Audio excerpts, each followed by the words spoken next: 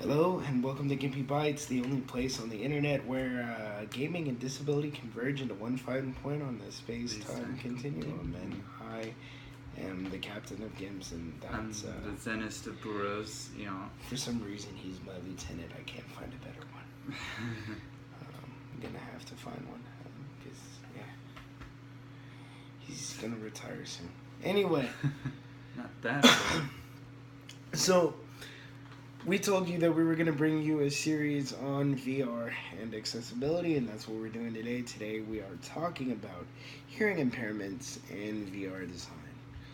This is tricky because there's not a lot out there just yet. A lot of this is still very rough and in the works type of stuff. Yeah, so traditionally, right, in video games, we have subtitles, and then people who can't hear very well or at all can just read them, and that's the only thing we really do about that. So you might be asking, why the hell not just put subtitles in VR games and be done with it? So why don't we just do that? Like, why doesn't that work? Well, one problem that I read about is the way subtitles are made in VR, at least right now. There's something called vergence accommodation, and it's where there's this disparity between what your eyes are physically looking at versus how they adjust. Well, okay, so vergence accommodation is a thing your eye does regardless of whether or not you want it to. So that's just a combined term to mean how your eye focuses on objects that are close to it as opposed to objects that are far away. Yeah. Which is why I did this thing, because I was looking at them. So here's the deal. Vergence accommodation typically isn't a problem because if we see something far off in the distance, the stuff close up to us blurs out so that our eyes can focus on that thing in the distance and it becomes more clear. However, here's the problem with VR, right? Our minds think that we're in a world, but the screen is only like maybe an inch or two away from our eye, and our brain also knows that, so it tries to focus on something close up, but the game is telling your eye to focus on something far away, which ends up just giving people headaches or making them sick in some cases.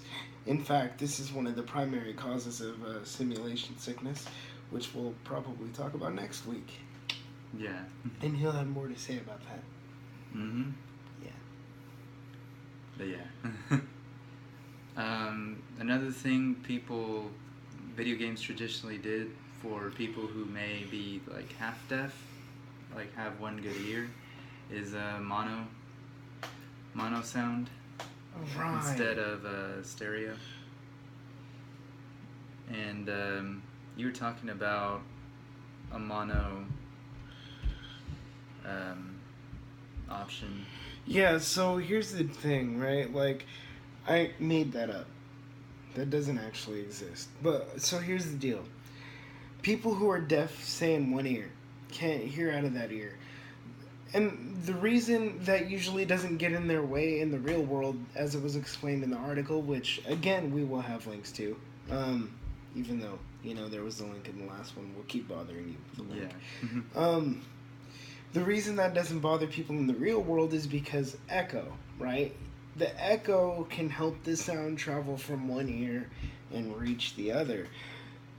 In games, echo is completely artificial. Usually what happens in a two-speaker setup is that the echo just is in one speaker, whereas the primary audio is in the other, and it's not quite the same as what happens in real reverb. It's just not the same. So you have people who are missing out on the article brings up this occurrence where this person who was partially deaf was expected to follow some spoken directions in Valve's robot repair demo, and it was in stereo, and half the instructions he couldn't hear because the audio had panned to the other speaker. So here we've tried floating text, and what we found out is that whole what is it? Um, Convergence accommodation. accommodation. Yeah, the whole vergence accommodation thing ended up making people really sick because they're trying to focus on something close up, and then there's something like far off, like far away, and then Yeah, you're the thing's switching. close to your eye, and then You're switching like. your brain just like, seriously, dude, WTF, STFU, no. So you just get sick. So something else that has been tried, or is being tried rather, is what if you have text that's only generated while you're looking at the source of the text, i.e. a character within the game. That's great, and it tends to work a lot better. The only problem is there's no way for you to know you're supposed to be looking at something necessarily, because you might be looking the other way, and there's no cue to tell you to turn around. So another thing we'll include in the description, this guy did an animated GIF mock-up of his idea for how to deal with that problem. And what happens is that in your periphery, there's text that shows up that kind of floats off to the side you're supposed to look at, and the idea is that it will cause you to look over to where you need to be.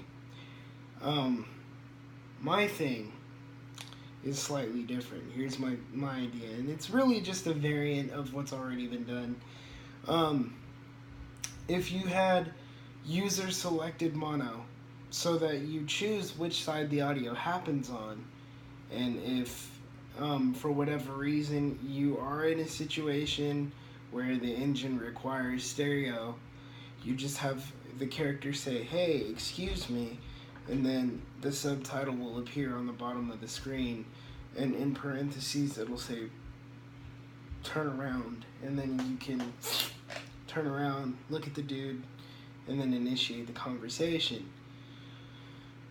And unfortunately, right, this is pretty much where we're at with VR and hearing impairment accessibility.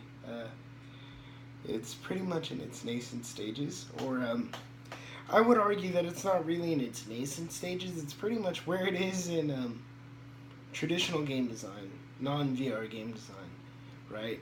And that's part of the problem, is that we never advanced anywhere beyond this. So now we're needing to figure out how to adapt to a completely different user interface type of experience, because it's no longer completely controller driven, staring at a single screen, and that sort of thing. Because a lot of times we could get away with tricks like the blood splatter on the monitor, and you'd be like, "Oh, I'm getting shot off in the distance," because there'd be a little arrow, and then we didn't really have to think much beyond that. Now we do. So it'll be interesting to see where the VR takes game accessibility in general, because I have a feeling that some of the tricks learned to accommodate certain scenarios in VR may trickle down into other games that are non-VR experiences. So we'll see what happens. You have anything you want to say? I think that'll be it. Okay then. Until next time, I have been Captain Gimpy, and I have been Zen Buro, the soon-to-be retired Donkey Man. And until next time, we'll catch you on the flip side.